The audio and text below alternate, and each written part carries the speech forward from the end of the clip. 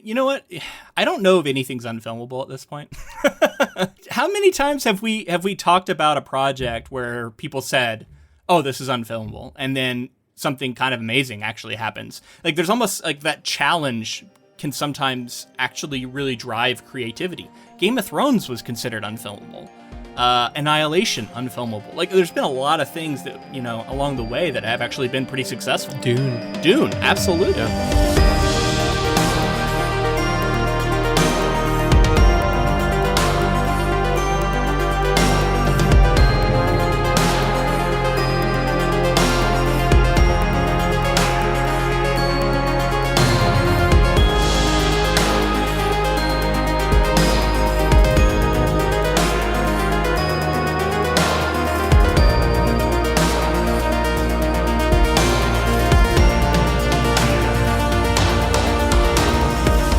Friends, to episode 237 of the Ink to Film podcast, where we read the book and then see the movie. I'm filmmaker James Bailey. And I'm writer Luke Elliott. And this week we discuss episodes 1 through 5 of Allen Heinberg's 2022 series, The Sandman. So last week, when discussing adapting The Sandman, we kind of talked about some of the key aspects that would be difficult to pull off. Yeah. The tone and some of the character stuff. So, having seen it, what are your thoughts so far? Are you enjoying the show? Absolutely, man. Launching right into it. Yeah, I'm definitely liking it so far. They maintained some of the horror elements that I was worried weren't going to make it into the show. That's probably the thing I'm maybe the most excited about, is that the darkness of the comic, at least in a way, has made it into the adaptation. So I'm really happy about that. Yeah, I'm having fun with it so far, honestly. I'm having a great time with the adaptation. It's not perfect in every way. It's not everything I want, but it's really good. And ultimately, that is what I want for an adaptation, right? Like, it's never, very rarely going to be perfect. And there are always going to be things that are pleasant surprises. And there's a lot of that in here. There's a lot to like. It feels like it's been changed for the medium while still retaining a lot of the heart that is in the comic. Now, of course, we've only read 10 issues, so granted, right. We're not like experts on the comic, but we've also only seen 5 episodes here, though. Right. It feels pretty faithful. I can see Neil Gaiman's hand on it. So there's a lot to like here, man. Excited to talk about it. I think surprise and delightfully surprised is the main thing I'm feeling, because yeah. I was a little pessimistic going in, or maybe not pessimistic, just like I felt like they had a tall task. Definitely. It's a hard one to imagine, like, how are they going to pull this off? It really is. I think I was expecting something in the tone of like Shadow and Bone that we got that has like elements of people in danger and sort of like, but it's definitely more YA and coming of age kind of thing. And this, it's not doing that at all. It's right. Adult. And I think that's great that it's like gone that route, because that's what the comic is asking for, right? Yeah. That's what the source material is. I thought we were going to go a lot more in the direction of Good Omens. Yeah. Personally, I thought we were going to get really sort of comedic, tongue-in-cheek. And I'm glad to see that while there is maybe some similar characteristics, the tone of this feels different. I think they're doing a great job of capturing some of the main things that I liked about the comic too. Like it's dark. They're taking their time. The filmmaking reflects just to that epic scale that I wanted from something that's about Eternals, the people that are like endless eternal beings. And on a TV budget, you know what I mean? Like, I don't know what that it means exactly these days, but I'm still pretty impressed with what they're able to do. Yeah. I've been really happy so far, from the get-go. But yeah, so if you didn't hear, 1 through 5 is what we've watched so far. Right. We've talked heavily about Neil Gaiman's involvement, which I'll explain more about as we go through. Before you get into that, I just want to touch on a couple things. First off, I want to mention again, I'm going to be at Worldcon in Chicago. That's the first week of September. I don't have my official schedule yet, but I will announce it on here at some point once I do. So stay tuned for that. Love to see you there. Second off, last week we talked about how I finished my underwater sci-fi novel, and I just wanted to touch in because something kind of fun happened. After I finished it, I was doing a read-through, like a revision read-through pass. I only gave myself about a week to do it before I handed it over to some critique partners. While I was reading it, I started picturing it as a comic. And this has never happened to me before. Maybe this is like, if people read comics a lot and you write prose, maybe this happens to you a lot. It's never happened to me before. But because we were reading, I was reading Sandman, and then I went immediately to my book and started reading it. I started picturing it as this comic, and I could see the panels, and I could see the bubbles with the speech and all this stuff. It was really cool. And I got really excited to talk about it on the episode, wrote down my notes and stuff. And then I noticed actually as the week went on, the effects started to fade. And after just a few days, I was no longer picturing it that way. Yeah, and I could like make myself do it by trying it, but it wasn't happening naturally. So I don't know, I thought that was interesting, right? Like immersing myself in a comic had that effect on me, where I immediately started seeing my stuff in that way. I love that. I think that we're making a comic fan out of you, like through and through. You know, I liked it. It gave me a different perspective on what I was reading, which I think is useful. It's always useful, so it was cool. Now you just have to put yourself through art school to learn how to draw your own paneling and like create some. Hey, there are comic book writers who don't draw their own comics. That's true. Plenty of them. Neil Gaiman, yeah. Neil Gaiman is one of them. So, yeah. Yeah, I think it's cool to reflect on that you were seeing your story as a comic, and then you sort of got to a point where you're like, no, not any longer. Well, it just naturally faded. I don't know, and I went back to what I more normally do, which is I guess I kind of embody my characters and I picture it, not necessarily cinematically, but more akin to like if you're playing a tabletop role-playing game and if you really get into a character, you start sort of picturing yourself in the scene, right. Sort of embodying that character. And I tend to picture things that way, like I am there, which is good for sensory detail outside of what you would see, right? You know, movies and comics are very good at visual, but if you want those other senses, sometimes you got to go beyond that. But just naturally I started shifting back to my more baseline, I think, and then away from the comic thing. But I just thought that was a fun little weird thing that happened. And we're going to be reading the comic again here coming up, so maybe it'll come back. I'll be curious to see. When writing like your POVs, putting yourself in maybe a different POV, like, so rather than, I think that I would approach it as from a third person perspective. And like you said, to get into that first person gives you more of that sensory sort of point of view. And that's interesting. I was going to ask, like, do you jump back and forth? Like when you're writing, do you ever like think like, oh, I need to think of this from like a bird's eye view or like, I mean, you are omniscient in this situation, so you can move in and out. But if you're writing a limited perspective, I think it actually does help to try and ground yourself in the character you're in. Otherwise, you'll start accidentally describing things that they can't perceive. In your mind's eye, first person point of view from the character? Like sort of like Skyrim, like hands in front of you kind of thing? No, it's different. It's more like in a video game, if you want to use a video game comparison. It's more like that close third person where you're like looking over the shoulder. Okay. That's sometimes how I feel, especially if I'm not writing in first person. But it is very close. It's like I can like kind of roll the mouse button and move into their head. You know what I mean? Yeah. So I can jump into the thoughts. I don't know if that's interesting to anybody else, but that's the way I do it, at least. I don't know how many other writers would think of it that way. Yeah, I think that's cool. It's cool to note. Okay, so jumping back into the Sandman here. Let me just say, man, I'm in a good mood. I'm in a good mood about this show. I'm in a good mood about the FBI. I'm in a good mood about the fucking some bills getting passed. Finally, they're going to address climate change. It's not often I feel good about the FBI in general. It's really not. It's really not. This has been a fun week, man. I got my book done, like quote unquote done. Like I'm excited, and I was really hoping that this adaptation was going to let me down, and it hasn't. So I'm pumped. Yeah, I still can't believe like how much I've enjoyed what we've watched so far. Not perfect, like you said, but damn, is it like it's a lot of fun, and it's one of the most exciting shows that's come out that we've covered for the podcast. I feel like in a little while, right? Yeah, probably going back to like Station 11, which was also really good. Yeah, definitely. So the series was developed by Gaiman. David S. Goyer, who you might know, wrote the screenplay for Batman Begins and then worked on the story. He was part of the story creation for The Dark Knight and The Dark Knight Rises. And he's also worked on a lot of other superhero projects. He wrote the Blade trilogy. He wrote Man of Steel, Batman versus Superman. So some of these are like, Batman versus Superman. Oof.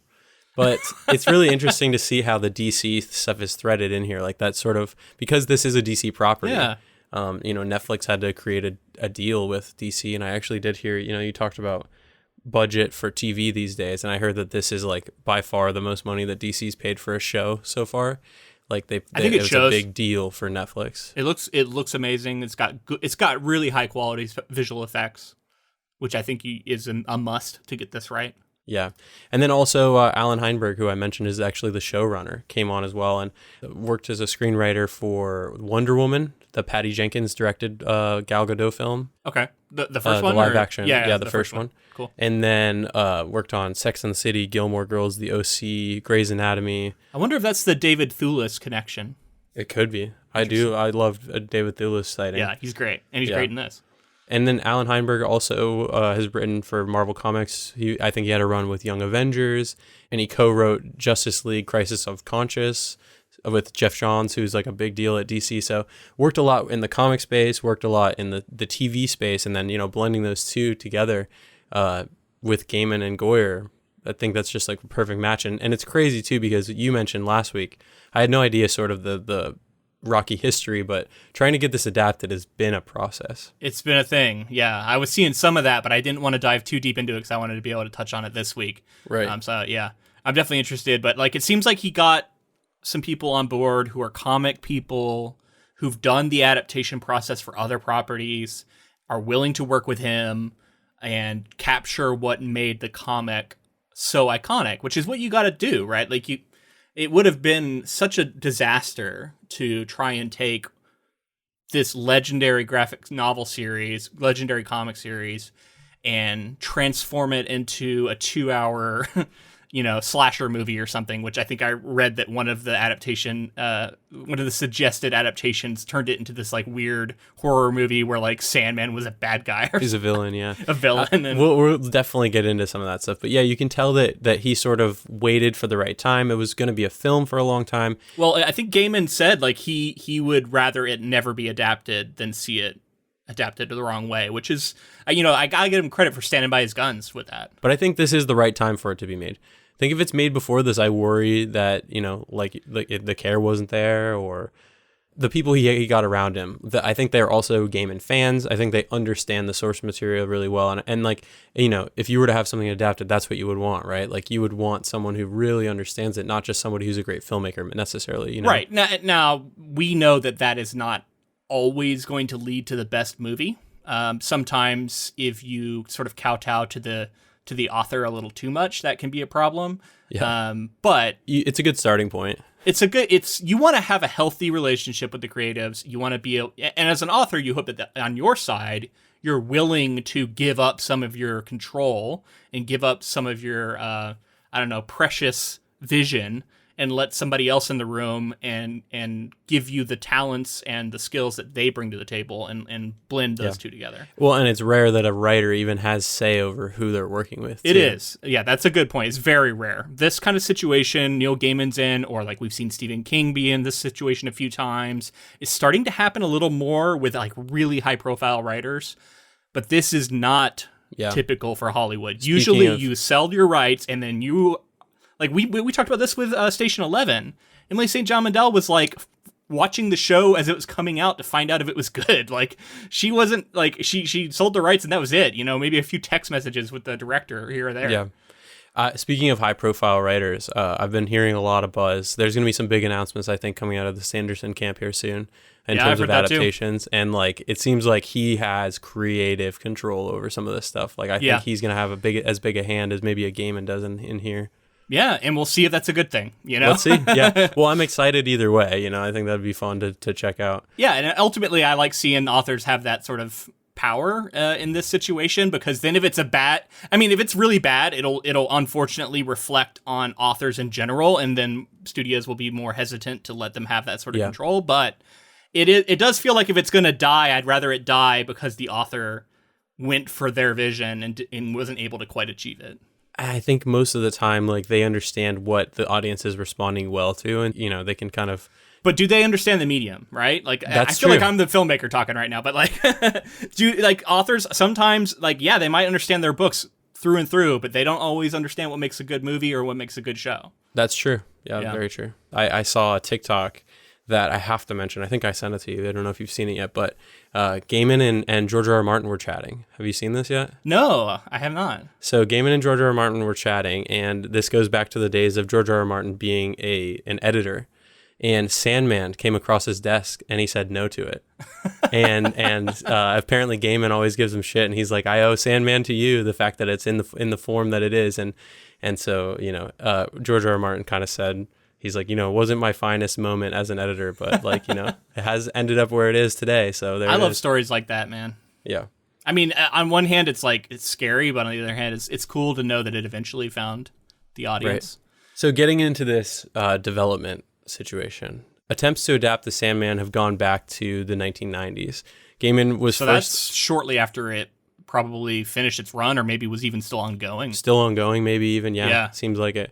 So Gaiman was first asked about a film adaptation by DC's corporate sibling, Warner Brothers, who are going to play a heavy hand in a lot of this. And there's a lot of Warner Brothers stuff going on right now with this whole Discovery, parent company kind of thing, yeah. Yeah.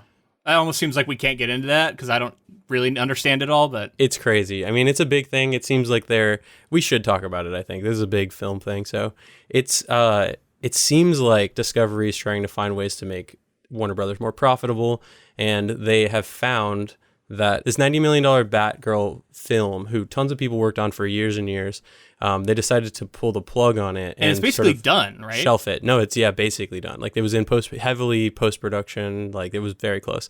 And they decided to pull the plug on it because apparently there's a huge tax incentive and tax break that they would get. And the idea of this is fucking terrifying.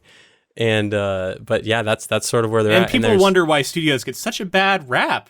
It's just like, and HBO is under that sort of umbrella, so seeing them affected in ways, and they're sort of I would say they're the company to look to currently in terms of like original content. Yeah. And to think of an umbrella company having ownership over them in that way is kind of scary to think about. Definitely. They're not prioritizing the art of it. Obviously, there's I would say that's not if you're gonna put it as a tax write-off and not even ever. Apparently, I read something about how like if they do that, they can legally never release that. Never release it, yeah. And that's crazy. I think with the backlash that's currently going on, hopefully something will be done about it because it makes no sense. But we'll see, man. I don't know. We will see.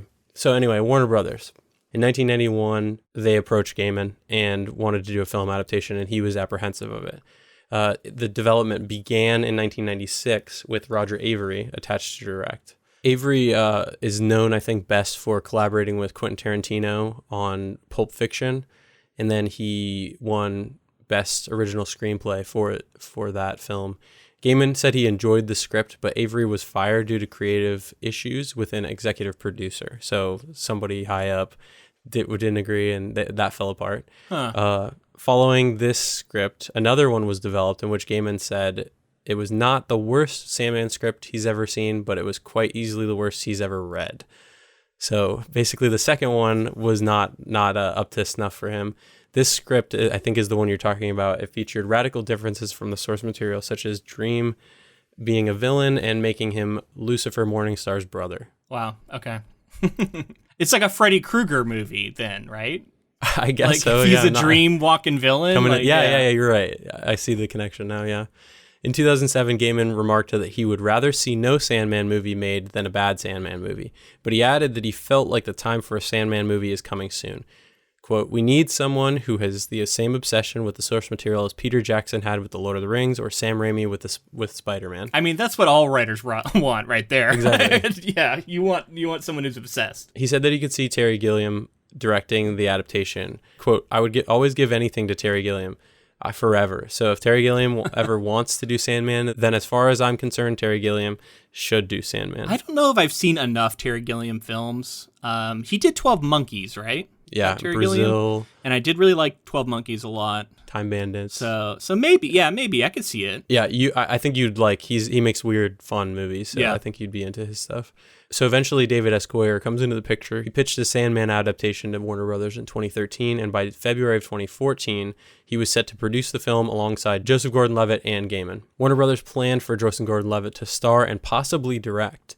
The film was set to be produced by New Line Cinema as part of a slate of films based on properties published under DC's Vertigo imprint, separate from the DC Extended Universe. Joseph Gordon-Levitt as a dream. We can all just take a moment and kind of picture that. I think it would have worked. I could see him. I buy it. I could see him playing that role. I could see him carry it. Honestly, I could see him do it. Here we go. You want a crazy connection? Eric Heiserer was hired to rewrite the film's script in March of 2016. Whoa, wait a minute. So Heiserer is Shadow and Bone showrunner, and then also adapted the Arrival screenplay.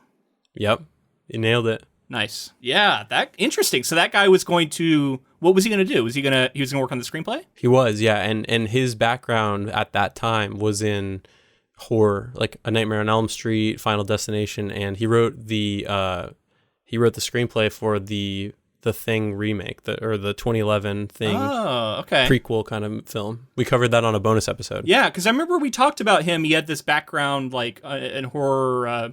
He did something on like YouTube or something with like creepypasta stories. Creepypasta, that's what it was. So immediately after Eric Heiserer joined, Joseph Gordon-Levitt departed due to different disagreements with Warner Brothers over the creative direction of the film.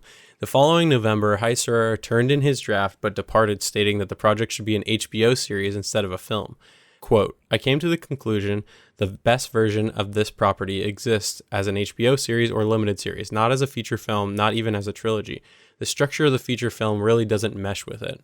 Yeah, you know what? And I can see that, especially if you want it to be as faithful as what we're getting right now, because you can't do that in one movie and even 3 movies. So that's as good as that guy has proven himself to be at adapting things, I respect that he tried it and said, you know what? I don't think this is working. Like, I got to have respect for that, because I think too many people would say, I'll make it fit. You know what I mean? Like they'll cut it and chop it and fit it in there. And that's not always the right thing for the project. Well, and this obviously would stick with the project, this idea of a series. And I think there was a big shift into around this time, 2016, 2015 in that area. There's a heavy shift into let's make a lot of series and let's go really in depth with it and try to be faithful. Due to the prolonged development period of the film, in 2010, DC Entertainment shifted focus onto developing a television adaptation. Film director James Mangold pitched a series concept to HBO while consulting with Gaiman on an unofficial basis, but did not materialize due to a political turf war at WB. Mangold's notable because he would go on to make the Logan, the Wolverine film that was like... I did like Logan a lot, yeah. It was reported in September 2010 that Warner Brothers Television was licensing the rights to produce a TV series and that Supernatural creator Eric Kripke was their preferred candidate to adapt the saga. You mentioned this last week. That was another one I saw, because I mentioned that one last week, yeah. Yep. And Gaiman later revealed that he disapproved of Kripke's take, and development on the television adaptation halted because of Goyer's film was progressing smoothly. So they're almost like simultaneously developing this. Oh, wow. The show and the film, they're trying to see what's going to work out and end up better. It's interesting because Kripke, I like Supernatural. I think he departed the show after season 5 or so. I might be wrong about that, but I remember liking his run a lot. It's not like my favorite show. There are super fans out there. I think that it's enjoyable. But I can see how, and I think there's a lot of influence on what he does from something like Sandman. And I can see him saying like, oh yeah, I can do this, but his style might not be the right fit. Honestly, the more I think about it, I don't know. And maybe that's not giving him enough credit, and that maybe he can adapt something differently than he made Supernatural. Maybe it's like, I don't want to put him in a box. It was a CW show. It was a CW show, yeah. They tend to have that sort of CW vibe. I'm sure there's a lot of constraints that he was working under, but I don't know. I can also see that it turning into something akin with Supernatural, and that's not what you want for Sandman. Right. That Monster of the Week format is fun, and when you have great characters, it's really cool, but it can get really tired, and it can be tough to keep it going in ways and stuff. But then again, I do love having something out there where that's just like a easily accessible genre type show like that. And there's some legitimately great storylines. I believe it. Yeah. I think I've seen the first season, and that was it. And the first season might be the weakest of the first 5. So yeah. So around 2018, Gaiman was working on the television adaptation of Good Omens, which we're familiar with. Mm-hmm. we covered earlier in the podcast. If you want to go check that out, yeah, listener, love Good Omens. when Goyer approached him again about a television adaptation of The Sandman. By that point, Goyer had several additional successful screenplays, including the Dark Knight trilogy. So originally approached him before The Dark Knight, went through, had the Dark Knight trilogy, and then now is coming back. Goyer connected Gaiman to screenwriter Allen Heinberg, a fan of Gaiman's work. While Heinberg initially refused his offer to work on the series as he perceived it as unfilmable, Goyer managed to convince him to do so as he was planning to adapt the comic as a series. Heinberg became the showrunner and executive producer and collaborated with Gaiman, who was also an executive producer while creating the series. You know what? I don't know if anything's unfilmable at this point. How many times have we talked about a project where people said, "Oh, this is unfilmable," and then something kind of amazing actually happens? Like, there's almost like that challenge can sometimes actually really drive creativity. Game of Thrones was considered unfilmable. Annihilation, unfilmable. Like, there's been a lot of things that, along the way that have actually been pretty successful. Dune, absolutely. Yeah, I agree. I do feel like that term is sort of just like becoming a thing where you're like, it's hard. That's a hard one. Yeah, it's hard or it's expensive. It's expensive, yeah. So according to The Hollywood Reporter, Warner Brothers pitched the series to multiple networks, including HBO, which declined to move ahead with it due to its massive budget. Mm-hmm. Now, this gets back into the streaming wars of it all. Netflix snapped it up as part of its attempt to obtain big intellectual properties and attract subscribers. So, this idea of like spending a bunch of money, make something big, it's great for us, as long as like the attention is given to them. But I do feel like this leads to what we saw with like Archive 81. Yeah. Things and some canceled. Of that kind of stuff. Like, right. Like, so you throw a bunch of money. It feels like to me so far, there's good buzz with the Sandman. They've pulled off something big here, and I'm sure there's going to be a season 2. I hope so, man. But imagine it's like slightly less well received, and this is it. Yeah. That's the double-edged sword of it all. Yeah, I mean that's the risk. That's the thing. You can't get around that, right? Like that's the game. Yeah. So Gaiman said he would be more involved in this than he was with American Gods. Okay. So more involved in The Sandman than he was with American Gods, but less apparently involved than the 2019 adaptation of Good Omens. Okay. Yeah, he was very involved in that. Very involved, yeah. And it felt like, that sort of Gaiman, Douglas Adams style a lot in Good Omens, and I'm not getting quite as much of that here.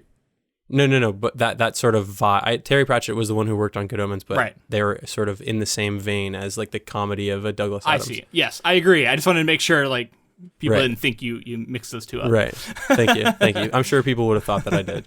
Yeah. So that sort of comedy, that lean to the tone. Yeah. And I think that there's less of that in this show. Yeah. Almost for the better, I would say. Like there's a lot of humor in the comics so far, but I'm liking that there's a little tiny, maybe a tiny bit of comedy from like Patton Oswalt's character Matthew. Yeah. But besides that, it's staying pretty dark, and like I like that tone for the show. Agreed. A couple other things to note before we get into the episodes here, just as far as Heinberg and Goyer have said, even though he's not as involved as he was in Good Omens, every change goes through Neil's eyes, passes through his desk, and he gives feedback on it. So the changes that they've made are, of the same story, I would think. Like he's okaying them. Yeah. And I think for the most part, I feel those touches too. And I think, many times you'll hear a project and they're like, so-and-so is the creator is signing off on these things. And that could just mean like, yeah, good job. Mm-hmm. But I do feel like Gaiman's like very meticulous and like paying attention a lot to the notes here. Gaiman talked about how the update to include more Matthew is in order to sort of cover their bases with the thought bubbles. Instead of having him like give all the narration, he at least has another character he can talk to about it and sort of get a lot of the details in that way. I also read that Heinberg said, quote, "The Sandman comics were leagues ahead of everybody in the late 80s in terms of the depiction of women, race, sexuality, and gender." He also said, "We knew we wanted to expand the world and make some changes while creating the series." So just noting that and kind of updating for the modern era, I think has been cool. And Gaiman, I've heard Gaiman talk about it too, and he's in love with a lot of the changes that they've made. Yeah, that's why we got such a diverse cast, like totally behind that. I mean, that's all really interesting. I guess we want to talk a little bit about Matthew. This is a character who we haven't gotten in the comics yet. I don't know if he exists in the comics. I think I had it spoiled for me, and just in the fact that he has a smaller role than he has here. So I think he does exist. Okay.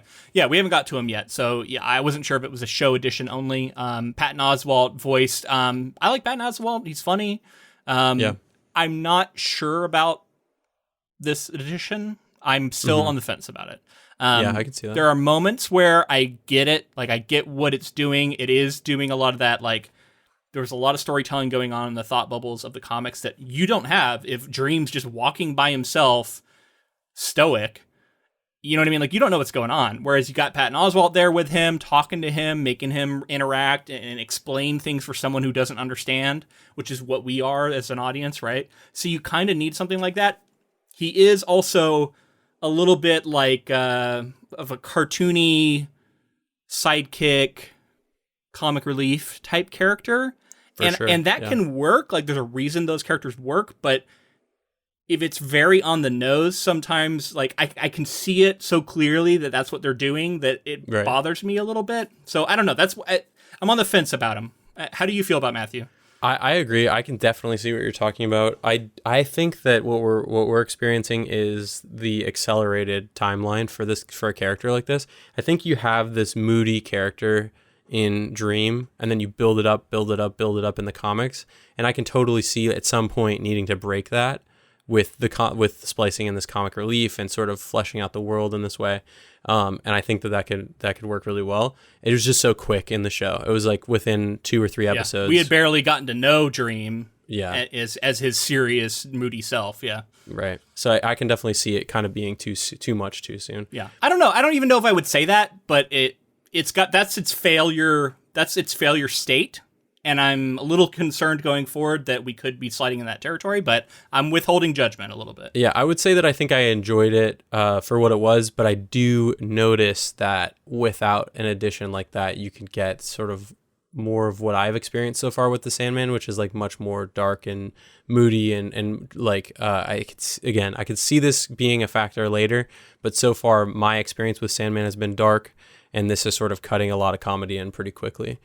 So changing it almost a little fundamentally, but I like Patton Oswalt's character. Like, I'm for it. I feel like I can enjoy it. And this isn't maybe fair to say to him, but like, he's got such a like I know Patton Oswalt so well, and like, I don't know if everybody feels this way, but I just picture him when he's talking as this Raven, and like, I almost want you to bring in a funny person who isn't as famous so that you don't have this problem. I can kind of see it. I like Patton Oswalt to the point that like I want him in as much as I can get him in. Yeah. But if he does this a lot. Yeah. There's a lot of Patton Oswalt out there voice acting. We'll see. I'm on the fence, but I'm not saying it's bad. All right, so episode 1 is called Sleep of the Just. While attempting to apprehend a nightmare known as the Corinthian, Morpheus, also known as Dream, is captured in an occult ritual by British aristocrat Roderick Burgess, who was attempting to capture Death. Roderick steals Morpheus's totem of power, his helm, a pouch of sand, and a ruby, all of which are eventually taken by Roderick's resentful lover, Ethel Cripps, who is pregnant with Roderick's child. Morpheus's imprisonment causes an epidemic of sleepy sickness, which lasts for 106 years. In 2021, Roderick's son, Alex, is an old man who continues to keep Morpheus in prison and is cared for by his partner, Paul. After Paul accidentally erases part of the ruins, keeping Morpheus bound, Morpheus reaches into the dream of one of the guards to destroy his cage, allowing him to escape, condemning Alex to an eternal sleep. Dream is captured by the sorcerer Charles Dance, Tywin Lannister. I was happy to see him. I like him a lot. He always plays a villain, it feels like. I don't know. I mean, I'm sure he has had a couple roles in his filmography where he wasn't a villain, but damn, it doesn't seem like there's many of them. He's good at it. He's intimidating. He's definitely he's a presence on screen. He's a fun performance in The Last Action Hero with Arnold Schwarzenegger. Remember that movie? It's been way too long. I don't remember him in that at all. He's the bad guy. I don't remember it at all. He's good in it. I think that's an adaptation too. We might cover. Yeah, right? I think you're right. Yeah, that we should have that on our list. Yeah, I like him a lot. And this opening, it's pretty much right out of the comics. We get introduced to the dreaming earlier. I noticed they very quickly set up what the dreaming looks like. We get this sort of dream of this professor as he falls asleep in the wagon. And this whole thing before the even opening credits, basically where we get introduced to the concept of the dreaming, and who Dream Morpheus is. What do you think of that as a cold open versus what we get in the comic? It's a different approach, right? Like, because in the comic, it's very slowly doled out to you. There's this mysterious figure who's been captured. You don't know anything about him. You're in this house. You find out that there's magic, and things start to like build from there. I think that's a more patient approach. That's an approach I tend to like. That's not always what you get in film and in TV, where they're worried about hooking audiences from the jumps, and they want to show you big flashy effects, and they want to get you bought in on some sort of extraordinary concept from the jump. I don't know. How do you feel about those two different approaches? Because I do feel like you see that a lot, right? Like you see one or the other. Yeah, I think that the slowly doled out with the mystery of the character as an introduction works really well. I also think that they're being conscious of the fact that people know the story. There's like a good portion of the audience that know the story, and they just want to like rip the Band-Aid off and get it started, and then know who's in the cage, and you know, like I don't know. There's something to be said for that too, like realizing who this is while they're in the cage and how dangerous that could be for the people who are outside of it, and then just like, you know, the gut punch of 100 years going by while they have this guy captured, and how brutal that is for anyone to go through. We also get the Corinthian from the beginning, which is a character we just got introduced to, I think, when we finished up our last issue. Right. He's from the beginning. He seems like he's going to be a much bigger player, at least in this first season.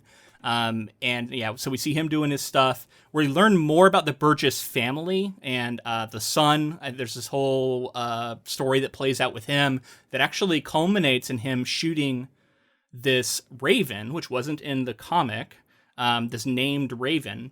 Now, my wife was watching with me, and literally the raven lands on the thing and starts tapping, and he looks up at it, and she goes, "If something happens to this raven, I'm done." And when she finished saying the word "I'm done," it exploded. And was she done? No, she's not done. But I started laughing, and I had to just pause it and be like, the timing was just so perfect. It was like you couldn't plan it better. The thing just exploded. I didn't know it was going to happen. I think she assumed I knew, but I was like, no, this isn't in the comics, so I didn't know that was going to happen, and it was pretty comical in a dark way. Yeah, I thought all of this stuff sort of playing up the Burgesses and like showing their family dynamic actually pays dividends throughout the episodes we've seen, in that I understand the connections and the characters a little better than I even did in the comics. You know, John, who becomes Dr. Destiny later on, being the son of Ethel, who was with Burgess. Like, some of that stuff I kind of knew there was connections there, but like, I don't know, that shifted aside because it didn't feel super important. Whereas now I'm like, oh, that's how all these characters connect. And it became more clear to me. Maybe that was clear to everybody else. But for me, honestly, I wasn't like super solid. If there had been a quiz, I would have got some of that family tree messed up, you know? I didn't know how to feel about making the son of Burgess a sympathetic character. Yeah. But he was very sympathetic. Oh, and then my wife absolutely hated him. So that's interesting that you found him sympathetic. No, she hated him. From the jump, she thought he was like the worst. Even before he shot the bird. Yeah, a little bit. I think it was, Okay. I don't know. I mean, I'm not her. So, but like, I just remember she kept being like, this guy's terrible. This guy's terrible. I hate him. And then I think shooting the bird also definitely sold him being terrible. Yeah. But, yeah, I mean, they made him sympathetic in some ways, but also like he's pathetic in a lot of other ways too. For sure, yeah.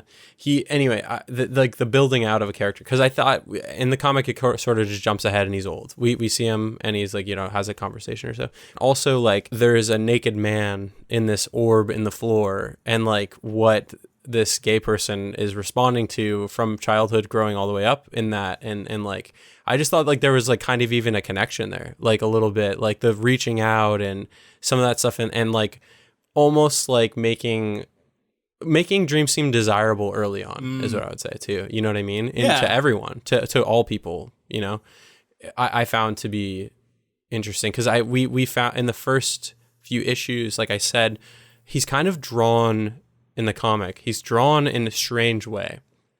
He's very gaunt, and like his head is elongated, and like his hair is crazy because he's been captured for like 80 years or whatever.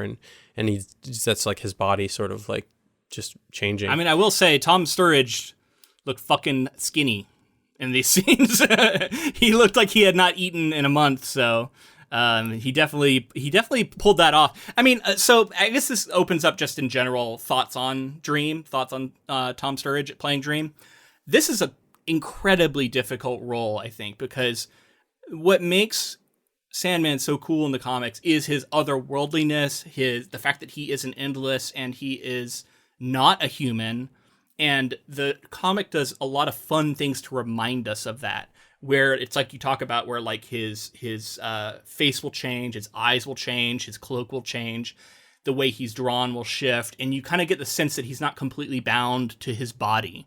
Well, he's also so tied to dreams and dreamlike behavior. Yeah. But when you cast a human being to play that character, like in many ways, it's going to humanize Dream and make Dream seem just like a man, even though he's not. That's the risk, right? Is you're going to make Dream seem too much like a man.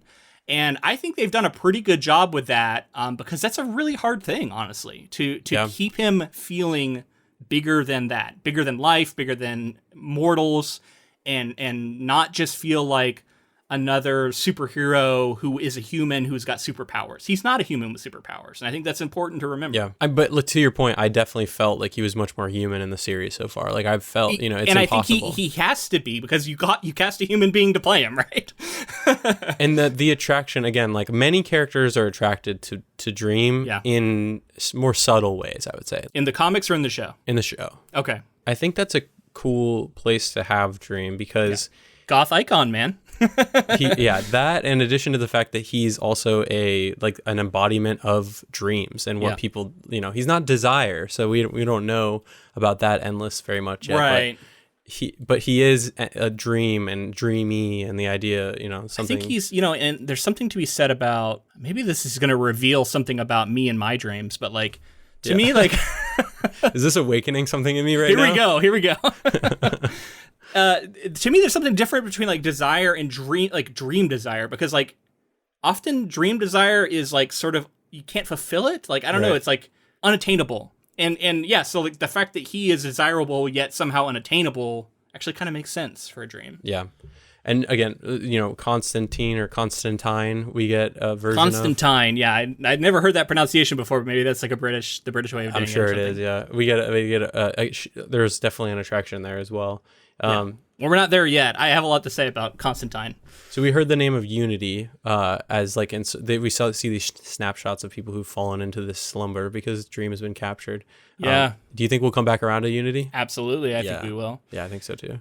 I like to see that we got him reaching into the sand. Yeah. We saw him use that to get out with the guards. I think one of them was reading a Stephen King book. I saw Stephen King. I couldn't tell if it was it or not. I couldn't tell which book it was, but I think they were, which is just a cool little connection to that thing I noticed in the comics. So much fun stuff. One of the moments from this opening episodes I wanted to highlight was, and this was my favorite, like, okay, they're going to do Sandman right, was when Alex, I think it is, comes into the room and he's sitting in the chair and his eyes are lighting up and his face is darkened and the roof is coming off and he looks fucking scary and he looks cool. And I was like, okay, this looks good. Yeah, I totally agree. I was so taken with that stuff, and they pulled it off. I love that they kept his face in shadow for as long as they did.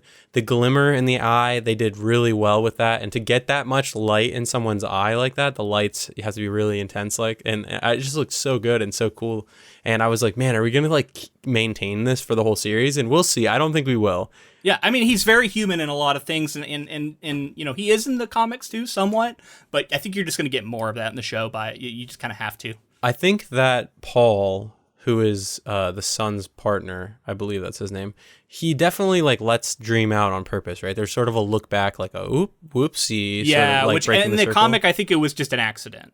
Not like this on purpose. So there's some small changes like that, but otherwise pretty faithful. But I think that's cool too, because there's clearly, at least these people aren't just like robotic like villains. There's like, they do feel, the son feels bad about it obviously, but there's a couple of things that stack up that he just can't quite let him his free. His partner is like, this is fucked up. Exactly. Yeah, and he kind of clearly feels that way for a long time.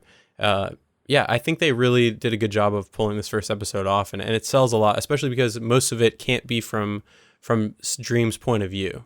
And honestly, like, the more I was thinking about it, like, it's kind of a tough pilot. It's kind of a tough thing to like really get you hooked. And I wouldn't be surprised if people who have not read the comics take a few episodes to actually get on board with the show. Like, they might be like, oh, this is pretty cool, but like not actually invested in care, because truthfully, Dream is a little bit hard to like connect with. He's so mysterious and so otherworldly and inhuman. There's a lot of big magic going on, which to some people is a turnoff. It can take a minute. And like, I could see, to me, episode 3 was where I thought average viewers are really going to start to connect. So we can talk about that when we get there. One more thing I wanted to talk about with Tom Sturridge before we leave behind his performance. I mean, I'm sure we'll touch back in on it. I love his voice. I actually think it doesn't feel like it fits him. Like, I'm like, how is this coming out of this human being? I feel like it might be doctored in some way. Like, it might be. I don't know, man. Yeah, he kills that voice though. I was blown away when I first heard it. It's like a Batman voice, but without being in Batman mode. He just has this deep voice. It's unreal. I'm like, yeah, it's like, are they bringing in someone else to do this voice? But I think it's him, and it sounds great. I think it's just maybe made a little deeper in post or something. Whatever microphone he's using, I got to get me one of those. Right. I'll tell you that. It's so good. It's so much like. Next time you guys come on, I sound like that. A lot of depth to the audio there, right? Like dreaming. I don't even know. I also want to say that the helmet looks better than I thought that they could pull off. Helmet looks good. It looks good. When he's wearing it, it looks cool, man. And he's so fucking tiny. I don't know. There's something about that makes him seem almost inhuman because he's so thin. Yeah, so I think we should jump into this next episode since we're talking about Dream and him interacting with people. So, imperfect hosts. Morpheus returns to the dreaming, his kingdom and the source of dreams. There, he finds his palace in ruins due to his prolonged absence. Morpheus visits Cain and Abel, a pair of dysfunctional brothers, to retrieve their pet gargoyle Gregory, which will restore his power enough to summon the Fates. Morpheus successfully summons the Fate Mothers, who inform him of the whereabouts of his equipment. The pouch of sand is in the possession of exorcist Joanna Constantine. His helm is in the hands of a demon in hell, and the ruby used by Ethel's son, John D. Morpheus sets off on his quest to retrieve his items with assistance from his advisor, Matthew the Raven. Back in the dreaming, Morpheus sends a baby gargoyle to Cain and Abel to replace their previous companion. Yeah. Okay. So we meet Gregory the gargoyle here. Mm. We meet Cain and Abel, a dysfunctional set of brothers. Yeah. Which I just think is a funny way to describe them when they're murdering each other and over again. Well, one is murdering the other over and over again. Speaking of, so you talked about the Raven and how Annalisa, your wife, was maybe done when the Raven thing happened. I was wondering how this went over. Not great. Yeah. I think there was actual tears. Which, like, you know, hopefully she's okay with me saying. I was very close. They made it out to be a dog, basically, like a dog horse. Yes. They're like, oh, this is a dog horse, and if you like dogs or horses, you're gonna like Gregory a lot. And I did, and it was sad to see what happened to him. I mean, playing with the ball, I think, was pretty direct. Basically, had a little doghouse out there. Yeah, definitely. You mentioned how it would take people a couple episodes to click in, and how it's hard to relate. And they didn't do him any Dream any favors in this episode. No, they made him seem like a dick here. Like, he's like, yeah, this thing's awesome. It's kind of your dog, and I'm gonna ask it to sacrifice itself. Yeah, absorb it. Yeah, it was tough. It was, and I was like, damn, they're really fucking pulling on the heartstrings with this right away. How do I feel about the baby gargoyle at the end? Does that make it up for it? Not really. Okay, and this actually, again, clarified some stuff that happened in the comics to me, because I think this is basically what happens, but I wasn't clear on exactly what was happening and why. There's a lot going on, I think, in the panels that you have to like look into. I agree with you. I don't think I had noticed it. Well, I think there's a lot of like reading between the lines and like understand, and like in retrospect, I'm sure the more you know about the rules of the world, the more you can like look back and see what was happening. But I don't think it was clearly stated. Maybe it was. I don't know. Maybe I just was still orienting myself. But like that, this was a sacrifice that had to be made. And, you know what I mean? Like, and this was something he was asking from them. And there was just some stuff that, like, I wasn't as clear on in the comics. And you know, kudos to the show to making that, for taking that and making it make sense, making us understand the stakes of it and care about it. I mean, like you said, it was a tearjerker, like, right away, this Gregory character. And then, you know, like I said, I don't think that the baby gargoyle necessarily makes up for it, but it's cute, too. It's nice that he did something, I guess. It helps, right? It shows that brings him back, because otherwise you're kind of like, fuck him. But then, yeah, like bringing that little gift to them is nice. You feel sorry for Abel, I guess, who gets killed by Cain. They're pretty similar to how they are in the comics. And my wife actually asked me while we were watching, she was like, are they in the comics? And I was like, yeah. And she's like, are they this weird? And I'm like, maybe weirder. Yeah, because you remember, like in the comics, I was like, "What is up with Cain and Abel? They're very strange." They are strange. And if anything, they actually kind of explained them a little bit more in the show. Whereas in the comics, again, I'm like, I don't know what's going on with these guys. Very weird. You kind of have to bring in the knowledge of Cain and Abel and whereas this kind of like spells it out for you. And like, there's a moment when I think it's Abel wakes up and he kind of lays it out for the new gargoyle. He like explains to the new gargoyle what is going on. That is from the comic. He does tell him a story about like a brother who loves. It felt like it was more explanation than we got. Maybe a little more, but he does say there's a brother who loves his brother and never hurts him or anything like that. So obviously that's something they wanted. But the best part of this episode, I thought, was the Fate Mothers. I loved that, the summoning really of them. Cool. The Hecate, which like we gave a lot of credit to Macbeth, I think, last week. But honestly, like it's touching back on older myth, right? Like this is all like Greek or Roman or who knows. Like this goes back way back, and that was something that Macbeth was touching on and Shakespeare was touching on purpose. And it's not lost on me that Gaiman is kind of a mythology expert too. Absolutely. He did some I was watching some of it, and like honestly it was like history nerding out beyond even my typical appreciation, where they were having him answer questions about like Roman and Greek mythology or something on like GQ or something, and I'm like, I watched it as well. Yeah, damn, this guy knows his stuff. Like he knew apparently there's like these 12 trials of Hercules, and he knew them all off the top of his head, and he like wild. Knew everything about it. I know he's written other books about it, and he's written American Gods, which is about this stuff. And yeah, I really want to read Norse mythology. Like Norse mythology. Yeah, I don't even know what kind of book that is. Like it sounds to me like an academic textbook. I assume that's not what it is. I don't think so. I think he gives a narrative sort of like novel format to it. So I really want to read that. They need to adapt it so we can cover it. Right. Give me the excuse.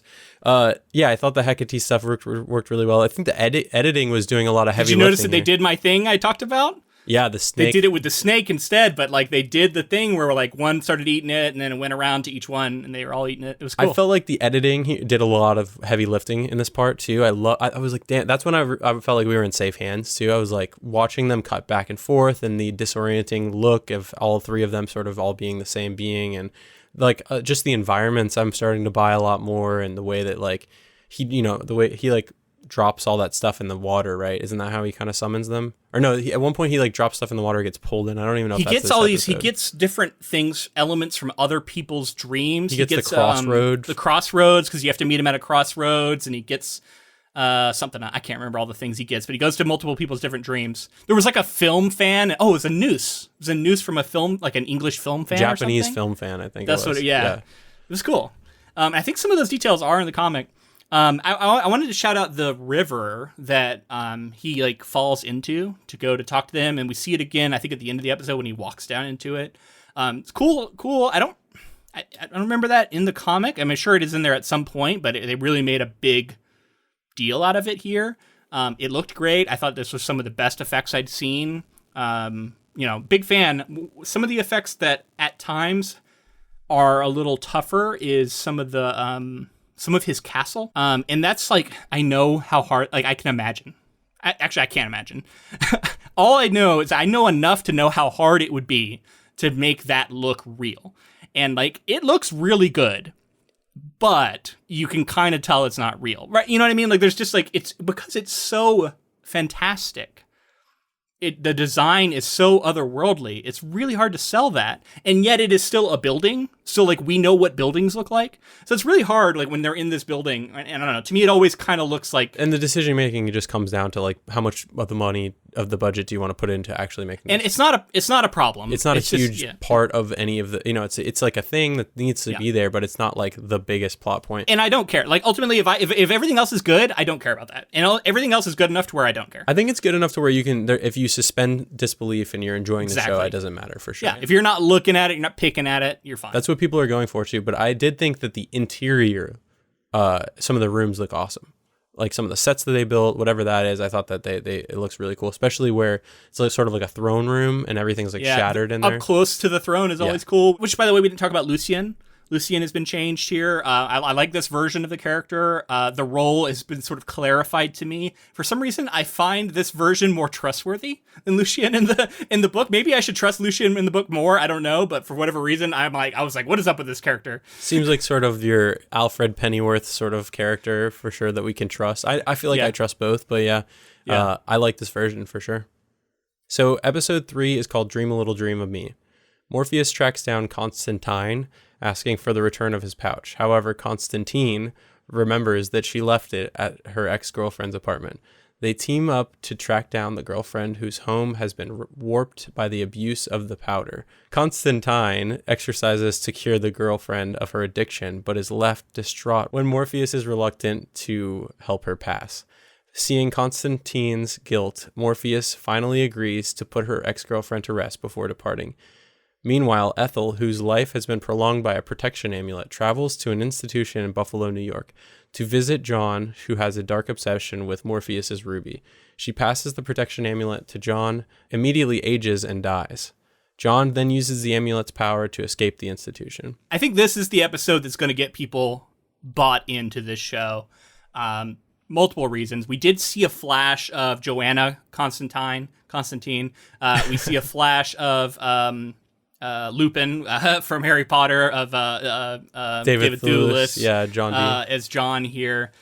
So we see these characters that are coming up and are going to be important, but this is the episode where we really get them. Yeah. I absolutely love this version of Constantine. I think she's great. I mean, I hope you like her too, but Jenna Coleman is apparently the actor. I didn't know her. She's been in Doctor Who apparently for a long time. I'm very familiar with Jenna Coleman because of that reason. No experience with her, and I love her in this role. She's awesome. She's funny, incredibly engaging. I want to watch an entire spin-off series about her. I agree. That was a comment I was going to make for sure. Yeah. She's so good. Like, I fell in love. She's great. Yes, she's amazing, yeah. So Jenna Coleman played one of the companions in Doctor Who, and one of my favorite companions too, Clara. She plays like a very integral role to the history, as a lot of them tend to do, to the Doctor, and always been a big fan. And so I had no idea she was in the show. So she just popped up on the screen, and I was like, oh my God, I was really excited. And this was the perfect way to bridge the gap with like the Constantine connection from the comics. And it seems that they're saying that she's like a descendant of some kind of Constantine. Some sort of Constantine family, yeah. Right, which totally works for me. And then, like you said, has the characteristics of Constantine that I wanted to see from whoever Dream teamed up with, and just absolutely killed it. She's so engaging. She's funny. She's like witty and cool, and like she was great. She's great. She's talking to a priest in a church and goes, Jesus fuck. Which just, I love that. That's another thing. Like, I love that they went there with the like they say fuck a bunch, and like I'm that that the kind of says hey, this is a more adult show. She tells Dream to get in line, bruv. Which is funny. Like she's very British. It's very good. She's a hot mess, which I love. Her home is a mess. Her dreams are a mess. She's great, and they set up the sexual tension between her and Dream, which actually I think works really well. And I hope they explore that further because I think she's an interesting character that I want to see more of, honestly. I don't think in the comic we're going to get a lot more Constantine. But I think Jenna Coleman's, I hope they bring her back. I hope they bring back Joanna Constantine, because I think, like you said, the relationship between the two was really working for me. I was like, damn, let's explore this more. And I would totally watch a Jenna Coleman like spin-off Joanna Constantine. What if it absolutely sign me up, creates man. a spin-off? I actually saw somebody online, it's funny enough, say that like they want a spin-off show with like every speaking character in the show, because they're like they felt like they fleshed out all the characters really well, and they were really well realized. I can see that, man. Okay, so Matthew the Raven is also introduced here. I thought it was pretty cool. The idea that he was a man who has died. He doesn't know the rules. He seems like he kind of thinks that Lucien is the boss and not him. There's some things that like he only gets away with because supposedly he's so new. It all mostly works for me. I see what they're doing, so I'm a little bit on the fence about it, but whatever. I like the episode so well that like even my little bit of misgivings about that, it's fine. Yeah. It was crazy to see sort of the what the sand does brought to life in the show, in the way, because it was kind of in a way like less fantastical but more sad. It was really sad. Yeah, no, this was better in the comics. Constantine falls, and he's like falling, and then Morpheus pulls him back. And that's basically all that happens. It's like a falling dream. But like this is so much more sad, right? Like she has this reconnection with her girlfriend, or her ex, or the person she left, or whatever. And it's going well, but then they start getting in a fight, and then she starts to apologize, but then she hits her with like these emotional haymakers, and then she starts just like dissolving into dust. And I thought that was a great moment when he comes walking in and tells her to wake up, and she thinks he did this to her, and he's like, it's not me, it's the sand. I don't know. I love that the moments where Dream's knowledge and how he's an Eternal who endless knows exactly, and endless, yes, but I mean he's been alive eternally, right? He is an immortal, is what I should probably say. I keep saying eternal as well, but I mean like someone who is eternal, yeah, exactly. But like that knowledge and that majesty that surrounds the King of Dreams, in these moments when he can pull that off, I think it works really well. Yeah, and again, I like, as much as I think this episode continue to humanize Dream in a way that you don't really get so far in the comic, as far as we've been. Well, because she keeps telling him like wait outside, and he does. Yeah, which he doesn't do a lot of that in the comics. Well, he's sort of like all powerful in the comic. Yeah, and like the stuff with Matthew, like you said, sort of humanizes him more, like having to deal with some witty like banter back and forth, that kind of thing. He's got this little raven who won't listen to him. Right, where it's like, yeah, everybody listens to him in the comics, basically.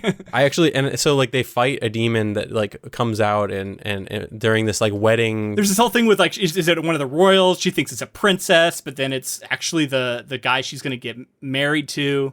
And the way that fucking demon burst out of that body, I was so glad we didn't get Black Smoke. Speaking of Kripke and Supernatural, which like I understand they're working on CW budget, but like seeing the demon come out of this body, that was a lot scarier. Yeah, it was. And that's some of that gore and arms literally reach out of the mouth. Like 2 fucking arms come out and split him down the middle. Like that's dark. That's cool. It was. So we also need to touch on the Buffalo, New York stuff where Ethel and John are speaking and she ages and all that. And we're about to move into his journey, right? We get other stuff going on the side, but much like the comics. And this is why I was saying like it's actually really, really close to the comics. Very faithful, yeah. Because the way John's story starts to play out, like we get hints of it in a couple volumes leading up to the 24-hour big reveal, right? Well, and I was going to talk about this, like the idea of something being so successful and so well received and so like uniquely its own thing in a comic form, to not see that as a storyboard is like a huge miss. It's an opportunity, right? Yeah, it's an opportunity. You look at it and you go, that needs to be made. Exactly. And you do it in those ways, the ways that people are reacting, because these artists have already done a lot of the work for you, and you can work together, stand on the shoulders of giants and like create something that people want to see brought live action. And so, yeah, I love that they're doing a lot of that. And I think it's paying dividends. I think that they're able to focus on, they can say, all right, we already know somewhat visually how the shot when he's in the prison is going to look with the eyes and the shadow. And we can focus on getting other things in line. As soon as I saw David Thewlis was going to play this character, I was like, honestly, if you like gave me a 24 hours to cast and I could have anybody, I might have landed on David Thewlis for this character. Like, he's so good for this role. Amazing. And he's also awesome in the role. Because he's so good at being unassuming, but also incredibly terrifying. Yeah, he's got like this weird depth to him that he can just flip on a switch. And a little bit unhinged. Yeah. Perfect. And one of the other moments that I absolutely love from this episode, he gets the amulet, which is different. It's a change, I think. I'm not sure exactly what happens. I think the amulet just breaks. And then she ages, right? Like he doesn't get the protection. Remember, he amulet. gets like handed an eyeball through the cages, and that was, I think, supposed to be sort of the same thing. Yeah, but he doesn't have this protection thing that he then gives to the driver next episode. That doesn't happen in the comics. He doesn't give it to the driver for sure, but he is given something, and that says like, your mom passed away. Here's this thing, and then he's like, oh, I should break out now. So I think, again, this is like kind of digging into reading between the lines a little. Maybe more. They're explaining how he got out, and they didn't really show that in the comic. Maybe before. A little bit, because he definitely is handed an eye, and this amulet's meant to look like an eye. Yeah, I just don't remember it coming back. Maybe it did. I don't think it does. It looked fucking cool when the guard shot him and exploded. Yeah, that was some of the coolest visual effects I've seen, maybe ever. Definitely in this show. They come apart and it's gory and it's otherworldly. They like atomize almost. Yet there's this like goop that goes everywhere, and it's so gross and off-putting that you only really have to show it once. And then you can start showing the after effects of it. You can start showing the outside when it sprays on the window and like stuff like that. And it's so effective because you know what it looks like. I also like that they tease it because it happens to the Nightmare. It happens to the Corinthian, but it looks very different when it happens to him because he's not flesh and blood. So it was very like, I feel like there was a lot more light and it looked a lot more sort of CG, whatever. But then when it happens to a human being and you see the blood and bones, it's a lot grosser. And that was another one of those moments where I went, okay, they're going there in this show. Yeah, and I think that they made a real decision to do that because I think there is a version of the show where they just have him turn into light as well. Yeah. You know? Who's to say that, like, I mean, like, a bullet obviously does penetrate and create, like, carnage, but who's to say that they couldn't just say, like, it reflects and some magical thing turns them into light? And it reflects back and hits them. No, they shoot a gun at him and then they explode. Like, it's pretty dramatic. And it's very, like, I don't know, it's very magical, too, because it's kind of, it's a slow motion explosion. When he gets in the elevator and then, like, he comes down and he gets out and there's just blood and grossness all over the walls. Yeah. And he's being David Thewlis, looking all, like, unassuming. Yep. Like, it's so good. Great. Yeah, so we'll get more of him, but episode 4 is called A Hope in Hell. To retrieve his helm, Morpheus descends into hell where he meets Lucifer Morningstar, the realm's ruler. He finds the demon with the helm, but in order to get it back, the demon challenges Morpheus to a game of wits. Morpheus chooses to represent himself in a challenge, but the demon chooses Lucifer as his champion. Morpheus eventually wins the challenge by invoking hope, a concept which Lucifer recognizes as unbeatable and is able to regain the helm. Before he leaves, Lucifer promises to one day kill Morpheus. John is offered assistance by a good Samaritan and is able to retrieve the ruby, but not before Morpheus discovers its whereabouts and the fact that John has altered the item to attune to his own wishes and nobody else's. John passes the protection amulet to his terrified rescuer, deciding that he no longer needs it. Yeah. Wow. So this episode, when I heard him say, we're going to hell, and I was like, here we go, I kept thinking this is going to be a hurdle this show is not going to be able to clear. Yeah. Going to hell is going to be tough to sell me. I've seen hell a lot of times. Usually it's underwhelming. I thought this was a good version of hell. When they go up to the gates and it looks, and you see the bodies, much like we saw in the comic, and then he rings the gong, and when he hits the gong, all the bodies move, and it pulls back, and you see them all move. I was like, okay, they're gonna fucking do it. They're gonna pull it off. This is a good version of hell. Yeah, and I think those set pieces do a lot of good. Rather than showing this like giant expanse of fire and this hellscape or whatever, show the little things that get us in closer, like that gateway or Lucifer's chambers or, the forest. The climbing up the wall, the forest. Yeah. Yeah. There's all these little moments, a lot of them right out of the comic. Very important. You see twisted there's bodies in the trees, there's bodies inside of Lucifer's chambers. I love that there are just souls everywhere in constant agony, twisted up in the foundations of these buildings. That's dark. And the demons look good. They're fucking huge and powerful. And he has his little rhyming game even to get in. A lot of that stuff's really cool, and I'm glad it made it into the show. It was a little weird having this little comic relief character hopping along next to him on the ground. I don't know why they don't have him like perch on the shoulder more, or like, I don't know what it's something about him hopping around on the ground just looks really weird to me as a bird. But okay. I understand that he's explaining to him what hell is like, who Lucifer is, all this stuff, which is important for us. I get it. Again, I'm just on the fence. Yeah. So something that was made more clear to me when we watched the show, I didn't realize in Hell that we were getting the setup of the story of Nada, which we get in like issue 8 or something in the comic. I didn't realize that in the comic, but here it's reiterating to me, like in hindsight, like, oh shit, like we've already met her and there's this weird connection that they've already shown that we don't know a ton about yet. Yeah, and Dream is somehow responsible for her being here. Right, and I think it's left even more vague than that in the comic. But yeah, here he states. No, it is, and this is what I was talking about. It's a lot of this kind of stuff that the show is explaining more explicitly, and I think that actually works for me because it's making sure I'm not missing it. Exactly. They're doing a few things to simplify, and I think that does tend to be the case with adaptation sometimes is like there's a reason we don't get 3 rulers of hell right now. We just get Lucifer. And that just works. It's a little easier and like, this challenge with this demon back and forth, having Lucifer battle with Dream is interesting because they're both these entities that are like all powerful and that like connection. Obviously we're going to have some more Lucifer going forward. Yeah, let's talk about that. So this all plays out very similarly. We get the demon summoned, and then they end up having this game. And I thought for a minute, it's like we're going to do battle. I was like, oh, are they going to actually do some sort of physical battle? But once again, they're just setting it up, and it's just sort of a misdirect, and they play the game. But it's visualized in a way that is cool. The things that they are affects the actual body of the person playing the game, it seems like. We see them collapse with wounds, which is cool. But Lucifer takes the position of the demon. Rather than the demon, it's Lucifer who fights against Dream. I think this works to give Gwendolyn Christie a little more to do, a little more of a meatier role to sink her teeth in. I think she's good as Lucifer.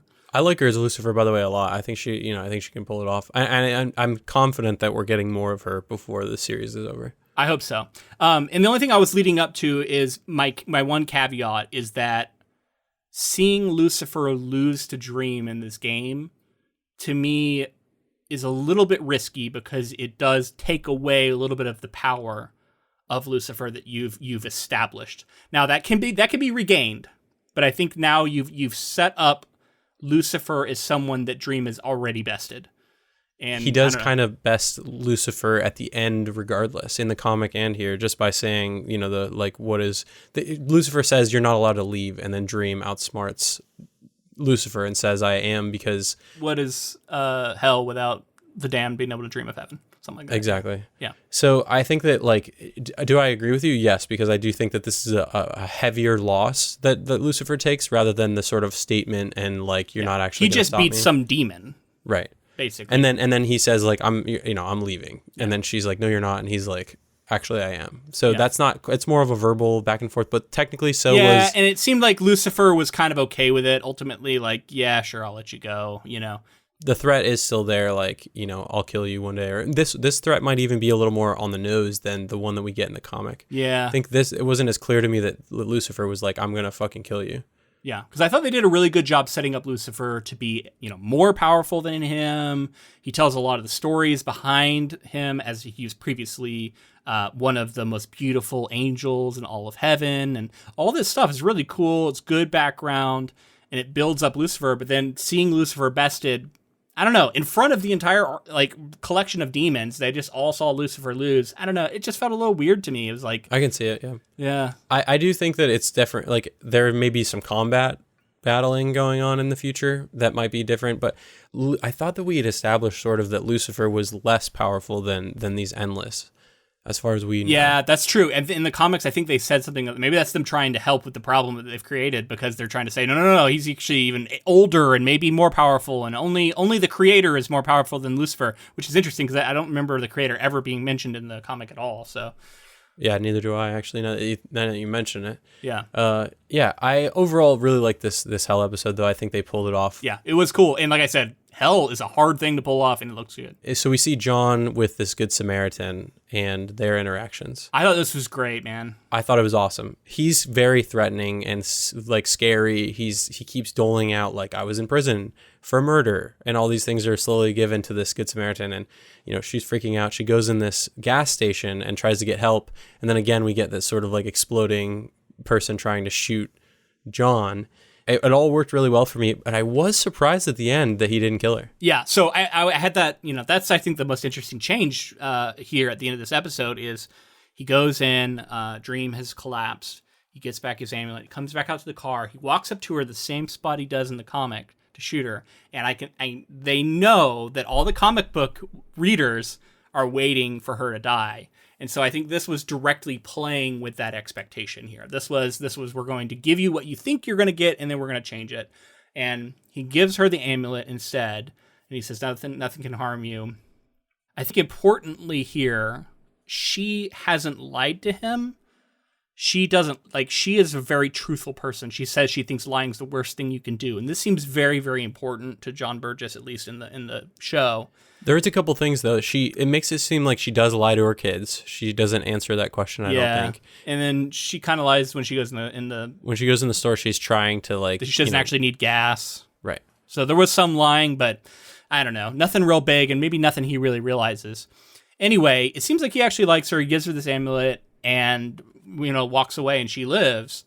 I thought it was kind of a cool change, and what it does is humanize John Burgess a little bit more going into next episode. I think they realized that they didn't need the double back-to-back ruthlessness moments, right? Like, they're like, we can give him this moment because next episode, we know how ruthless he's going to be. It's really interesting to have this version where he's kind of this complex, almost abused and neglected person who has been twisted by his mother's lack of love and lies, and the amulet itself twisted him and he should have never had. That all plays better to me when we see him show mercy than it would have if we had seen him murder her. Yeah. So I think this version of John Burgess that they're using here, because he is slightly different. He is different. Yeah. I think it works. I think it works really well for what they want out of this following episode. Right. So this episode 5, is called 24/7. Man, when I saw that title, I got so excited too. Yeah. I think we knew it was coming. You mentioned it last week. And I didn't know it was going to be the last episode we covered for this episode of the podcast, though. So I was really excited. Like, hey, we get to talk about this one, which was my favorite issue in the comics. Yeah, yeah. What's funny is my favorite issue in the comics, I think, is the next episode that we have yet to see. Oh, really? So, yeah. We'll lead off with that. Nice. I saw, the next one. I saw the episode title.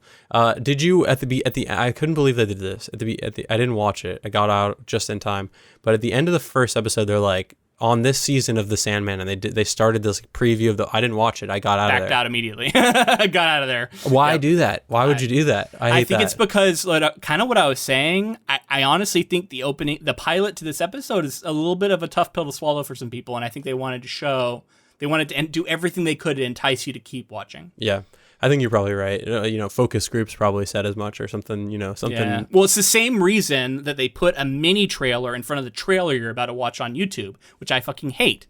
But I'm sure they've proven that if they include that, then people watch the trailer rather than backing out of the video more often, because that's the only reason they still do it. Yeah. Some weird attention span thing that we have these days or something. Anyway, episode 5 is called 24/7.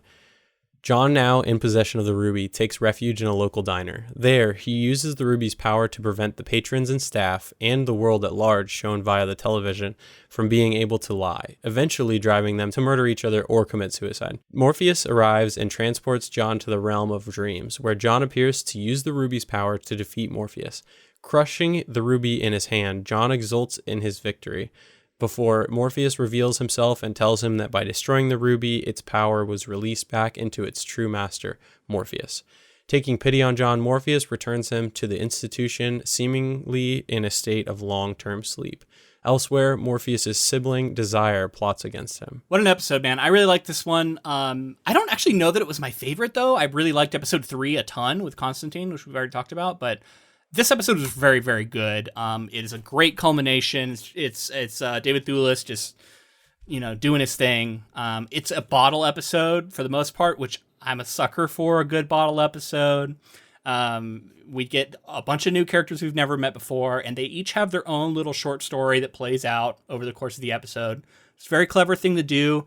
It's a lot of similar stuff to what was going on in the comic, but it feels like they wanted to actually give each of them a little bit more of a fucked up arc where there's sort of a moral behind this story too about too much honesty or something, right? Although then Sandman comes in at the end and basically says you took away their dreams, and when you take away their dreams, this is what happens, which was a cool kind of reframing of what we had just seen.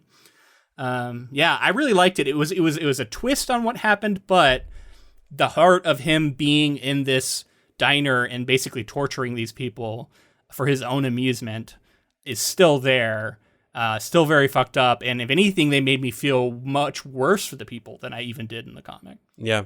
I couldn't help but think about what you said last week, where it's like having a monster in comics, sit in the corner and all this stuff. And we didn't get that monster here. We got David Thewlis, the sort of unassuming villain type that we've talked about so far. Everybody just kind of forgets about him for a long time.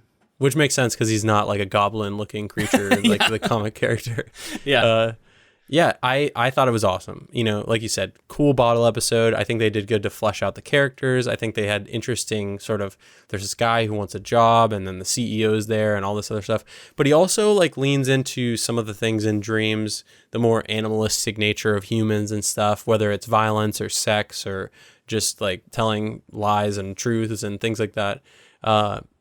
Yeah, it built up to this really fun episode, and it's nice. It's a nice bottle episode, nice self-contained episode. If you just showed someone that episode, I think on its own, it gives a good snapshot of a cool story. But it also is like, in the same way that the comic issue is, it's almost a standalone sort of story. It doesn't really, there's not a ton of crossover with anything else that's going on, which I kind of appreciate. I like that in storytelling, instead of going with what's expected, doing something like this and fleshing out the world in that way. I did feel like this in the comic really fleshed out the world in ways. And the first issue is not from the perspective of Dream.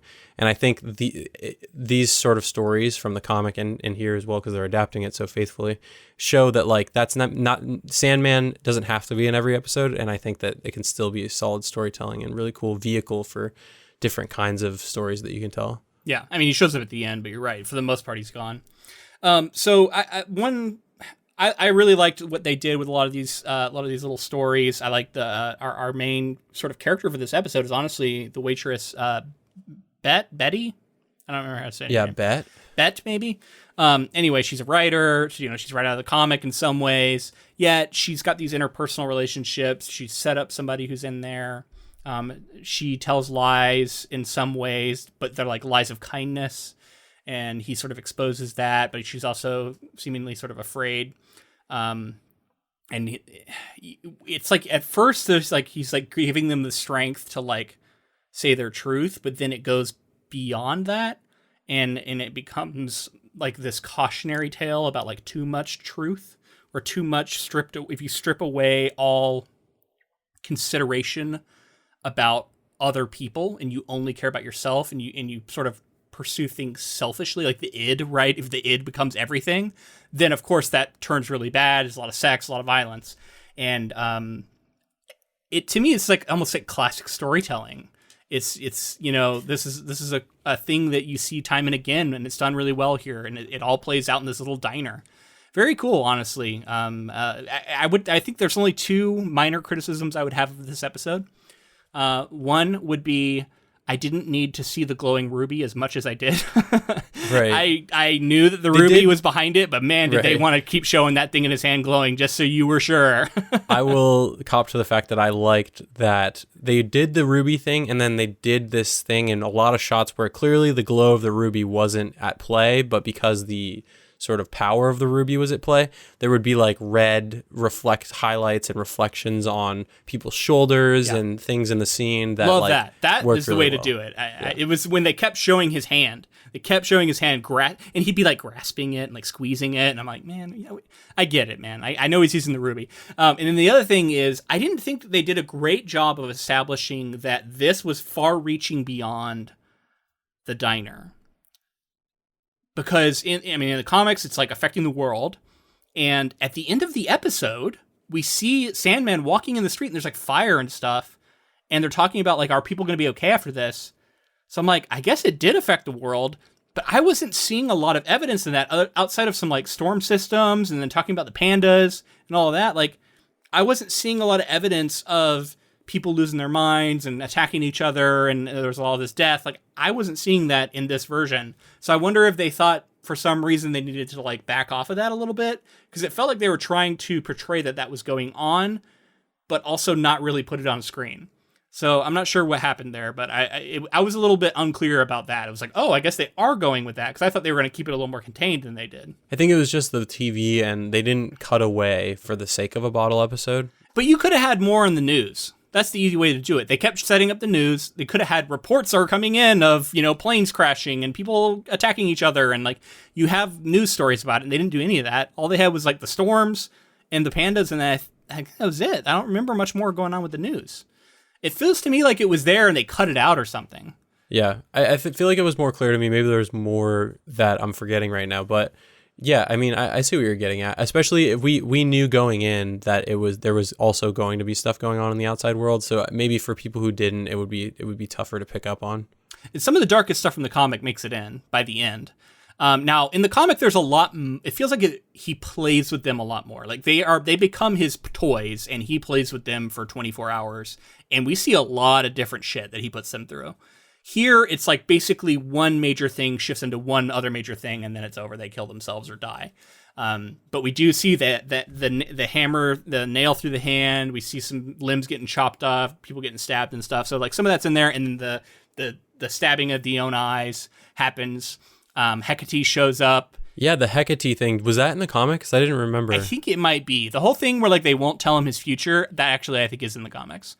Yeah, I think you're right. Because they show up at times at different moments in the story, and like we'll talk to characters. Like it happens a little in a later issue. So I think they actually might show up here and say something to this effect. Yeah, and then we got to talk about Morpheus and John's battle. Yeah.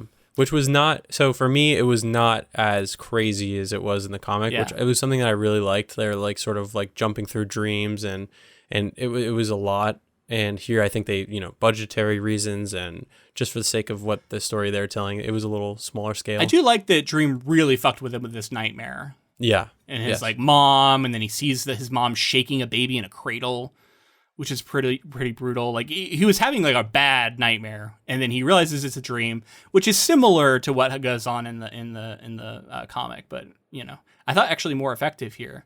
Yeah, it was cool, and then ultimately we get the giant Morpheus holding John. It looked okay. I don't know. Yeah. That's really tough, but I think because like if someone was so small that they fit in the palm of your hand, any little micro movement you did would be like an earthquake to them.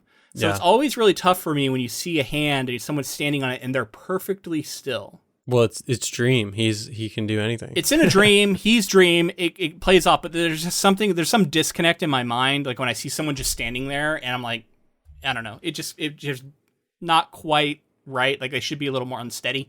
I don't know. And then he ends up taking him to the institution, and so he puts him back in the institution. Now in the comics, it's Arkham Asylum, and this actually opens up another topic I wanted to talk about a little bit: the comic influence and the Arkham and the DC and the different characters being referenced. I was telling my wife about how like we see Batman, we see like the Justice League reference and all this stuff, and she was like kind of glad that wasn't in the show, and I agreed because ultimately, I think that muddies the waters too much at this point. There's way too much baggage you start bringing in. It was kind of fun to see it in the comic, but in the show, it would have been weird to be like, yeah, Batman's over there doing his thing. Yeah, for sure. Even if you showed like a bat symbol or like a shadow in the night, it would be a lot. And there's a lot that like comes with that, like you said, baggage-wise. Gaiman opted to remove the references to the DC universe as the overall Sandman series moved away from the initial ties with the DC universe. So it sounds like the comic later moves away more as well. And then he also wanted to avoid potential implications that the series would tie into other DC comic adaptations in the future. Yeah. I'm glad. Honestly, I'm glad. I wanted this to kind of be standalone. Like it was kind of fun, but ultimately I want this to be more like a Watchmen and be its own thing. That's how I prefer it. Well, and like Watchmen has been, within the DC comics, like Watchmen has crossed over with eventually, it all was does, Alan Moore writing those episodes though? Because if not, it's not canon. I don't know. I don't know. I don't think he was, but then again, I'm not totally sure. I even being a big comics fan in general, I agree. It doesn't need it, and I feel like even not the everything comic, has to be in the same universe. Yeah, even the comic, like I was like, I like it. I think it's fun, but it's also a little unnecessary. It raises questions, right? You're like, where's Superman? If Superman exists, he should be involved. You know what I mean? Like he exists in the comic, and like we've seen like a little like drawing of him within the comic already. So he exists. I think it's cool to think of ways that these things exist in the comic, and I think that's great for the comic going forward. But totally makes sense for a show to be its own standalone thing. Yeah, definitely. But yeah, I mean, putting him back, I think this is why we saw the change, right? Because in the comics, I said it felt like he got off really easy. To be returned to Arkham Asylum, which has got the worst security in all of comics, I think.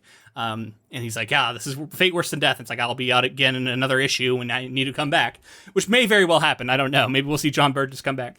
But that little bit of sympathy I had for him, now he burned through it quickly with the fucked up shit he did to these people in this cafe. But like, I don't know. I felt a little more sympathy for him, and Dream even says like, "It's not your fault. This was never meant for mortals.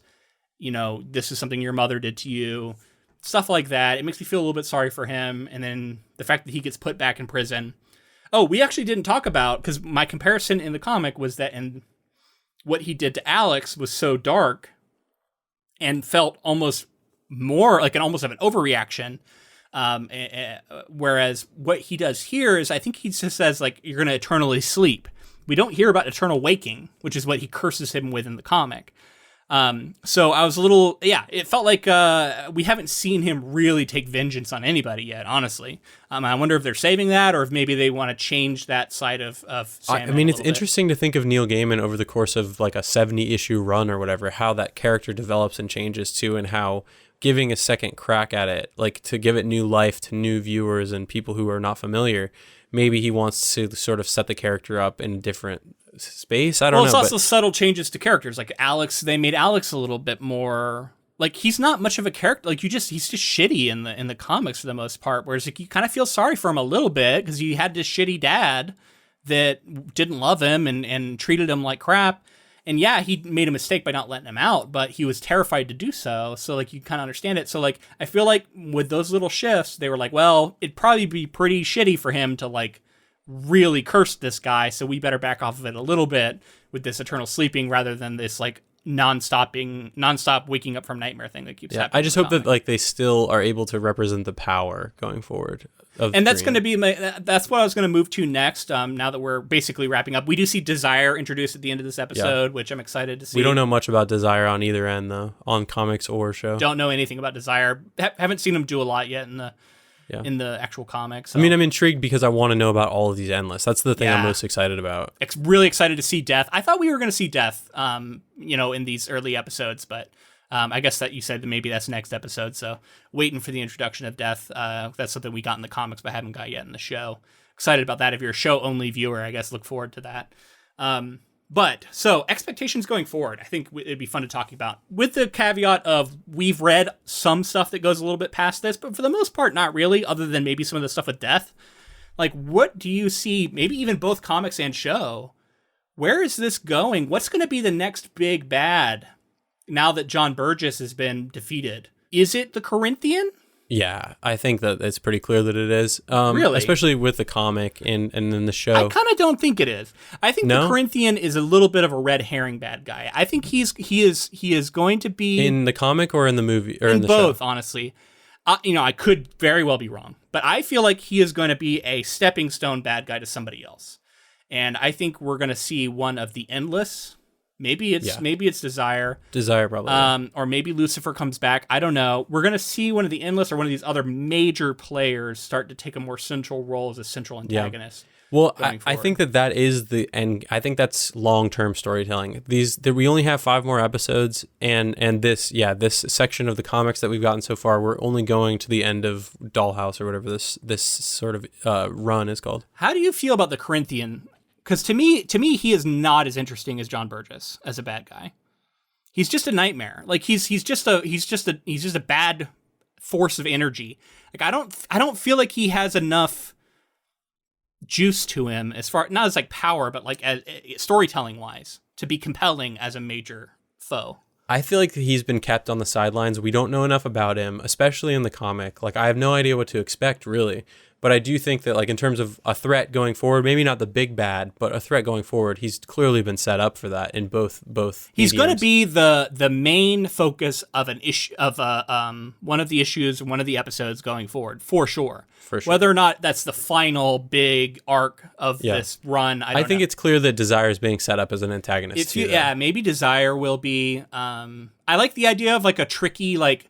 There's like a antagonistic relationship, yet they're immortals, right? And this is something that immortal storytelling loves to play with, is the idea of like, well, I know I can't kill you, but I can make your life hell, or I can do, you know what I mean? Like, so like they fuck with each other, even though there's like sort of a mutual understanding that like, yeah, I'm not going to kill you, but I can do this and that to you, and that maybe that'll be worse, actually.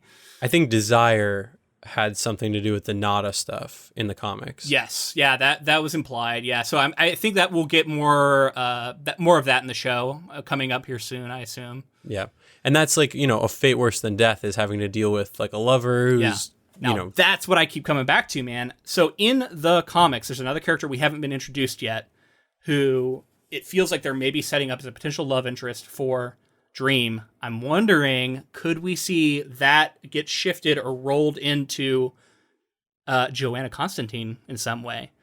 I would like that because I like I like that performance. I want to see her come back. Even though I know that some comic fans are probably screaming because the other character is so interesting and so great, and don't you dare do that. So I understand that. I feel like they probably aren't going to do that ultimately, but I would kind of be okay with it just because I like that character so much. I'd like to see more of her. Me too. And you have to kind of adapt and bob and weave when you do this stuff, right? Like whatever's working, you kind of lean into, and things change, and adaptations are... Sometimes characters get combined. For sure. Like I said before, I want to see some of the power. I hope they saved a lot of their budget for the second half. I hope that we get some large... I like the scope of this. I love the endless stuff. I want to see more of that. I want to see Sandman flex, though, right? Show the power, because he's got his power back now, too, right? Finally, in both mediums. So. Yeah. So that's a great segue. For this next episode of the podcast, we will be finishing up both the comic run and the show. Yeah, honestly, I don't know how we're going to do it because there's going to be a lot to talk about. There will be a lot to talk about, but we got some of the setup out We'll of have the to way. roll them into talk about 2 issues in one episode or something and do it all at once. I don't know. I don't even know how to do it, but it's going to be a lot, man. We'll talk really fast. Do you think we talk fast now? We'll talk extra fast next week. Or it'll just be a fucking 2.5 hour episode. Who knows? We'll see. I hope for the sake of the edit, it's not 2.5 hours, but... My voice can't stand up that long, I don't think. We're wrapping up both next week. I'm really looking forward to getting back into the comic. I'm really looking forward to getting back into the show. Oh, hey, I just remembered. So after we are done with Sandman, we are going to be doing a quarterly project that is chosen by our community. Last time we did Stand By Me. I think we did Emma, I want to say, as a community decision. So this has been really cool. It's brought us into projects that we weren't necessarily going to choose. The way that we do that, and make sure I'll put a link in the show notes, so there's going to be a Patreon post. As a non-patron, you can go there and vote by clicking the heart. Basically are upvoting projects that you like. So read through the comments, find any project that you're like, yeah, I want to hear that. Vote for the ones you like, and it'll essentially upvote them, and then it'll become one of the finalists if it gets enough votes. If you would like to actually be able to suggest stuff that's not on the list, become a patron, which means you have to at least buy in for a little bit, get a bunch of bonus episodes, other cool stuff like that. But once you do that, then you'll be able to actually comment on the post, your own suggestion, and then when the final poll is released, which will be a top 3 or 4, at that point, as a patron, you'll be able to vote on that final poll. So that's a cool way to affect what we cover. If there's something in particular you'd like to hear us talk about, book to film combination, that's the best way to do it. So yeah, if you are liking our coverage and you want to hear some favorite project of yours, check that out, patreon.com/inktofilm. If you also wanted to help out the podcast in another way, you could write a rating or a review on any platform that you listen on, but iTunes, we've amassed quite a few, so we'd love to get more over there. Apple Podcasts. Yeah, and it really helps to spread the word on the podcast, so, help us to continue to grow. And make sure to connect with us on social media. We are at Ink2Film on Twitter, Instagram, Facebook, and on TikTok. We're on there as well now. So yeah, follow us. We do different things on all of those accounts, post different stuff, interact with the community in different ways. It's a cool way to connect with us. And thank you to Jeremy Blake for the use of our intro and outro music. All right, we'll be back one more week to talk about Sandman and put a bow on it, and ultimately make our decision for what is the better version, the comic, volume 1 that we will have read, or season 1 of the show. I don't know. Yeah, it's going to be tough. This is a good show. I was saying it's going to be a really tall order, but the show's good. The show's good, so it's got to stick the landing. We'll see if I continue to love the comics as much as I did. But yeah, I'm excited, man. Looking forward to next week, and I hope you join us then. Until next time, keep adapting.